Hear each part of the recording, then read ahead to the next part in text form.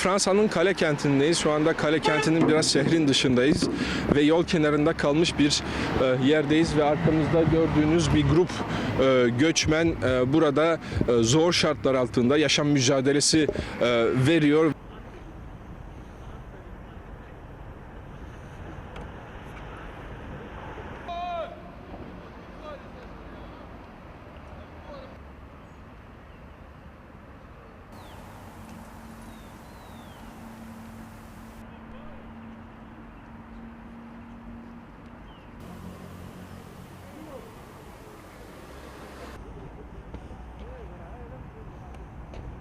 فرنسا هي بتساعدنا في الاكل والشراب، لكن احنا بنعاني مثلا في السكنات مرات، حتى في الاجواء ما بنقدر ناخذ راحتنا، لانه مرات حتى لو شلت عملت الخيمه بتاعتك بيجي بياخذوها منك، وبعدين الاجواء صعبه. يعني هنا طبعا جايين من افريقيا، هنا الجو ثلج وبرد ومطر، بنعاني من ناحيه السكن. في نفس الوقت يعني احنا عايزين نطلع نخش بريطانيا، لانه هنا ما في دوله في اوروبا بتدي ورق، حتى لو بصمت لو ما بصمت. والوضع صعب، يعني الواحد ما بيقدر يتحمل، يعني كم ما معروف فترة طويلة.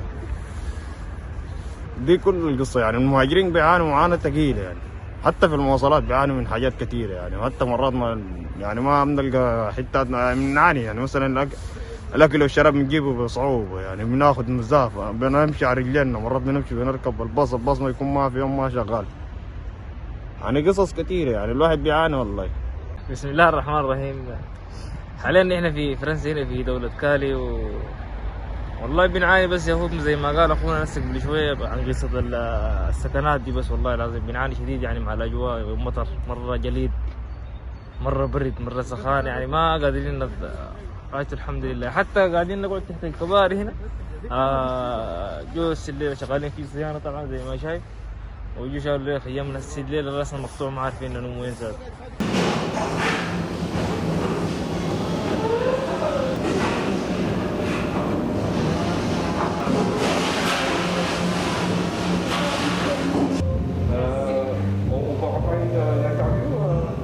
Sont quand même bien délaissés par le gouvernement en tout cas.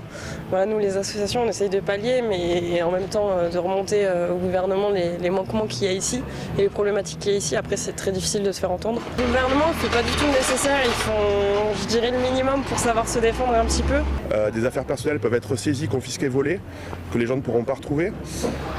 La police vient aussi la nuit pour réveiller les gens parfois dans les campements. Enfin, on assiste à un véritable harcèlement psychologique et physique.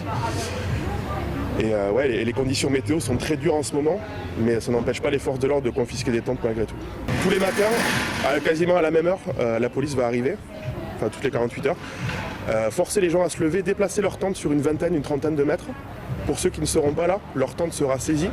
Et puis la nuit, la police se rend aussi dans certains campements pour parfois gazer avec du gaz lacrymogène. Je ne sais pas ce qui est le pire, en fait c'est peut-être déjà la situation actuelle le pire. Évidemment on peut toujours trouver pire, mais en ce moment c'est assez dramatique. Et après on ne sait pas vers quoi ça va aller, mais... Je pense que ce qui est mis en place, comme je l'expliquais, n'est pas suffisant. Souvent les autorités locales font des demi-mesures pour pouvoir dire qu'elles font quelque chose sans vraiment répondre aux besoins des personnes présentes. Je pense car elles ne reconnaissent pas vraiment la dignité de ces personnes et ne veulent pas accepter de prendre en charge les personnes qui sont présentes ici.